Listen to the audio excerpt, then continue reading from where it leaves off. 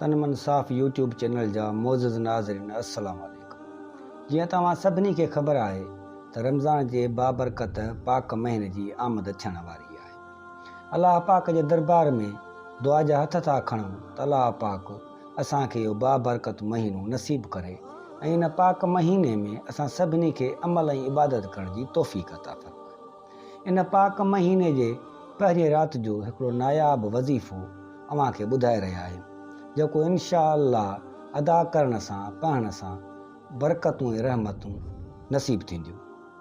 उहो वज़ीफ़ो इहो आहे त माह रमज़ान जो जॾहिं चंड नज़र अची वञे, उन राति मग़रिब जे निमाज़ खां बैदि यानी सिजल थिए जी सांझे जी निमाज़ जेका थिए थी उन खां बैदि 21 दफ़ा सूरत क़दर इना अंज़लना फ़ी लैलतुल क़द्र या पूरी सूरत पढ़बी मुकमिल 21 दफ़ा।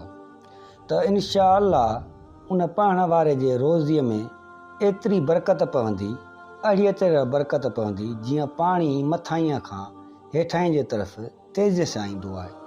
अहिड़ीअ तेज़ीअ सां इंशा अल्लाह रोज़गार, माल ऐं दौलत इन वज़ीफ़े इन विर्द खे पढ़ण वारे जे तरफ़ तेज़ीअ सां ईंदी। पहिरीं रमज़ान जी आमद थियण वारी आहे।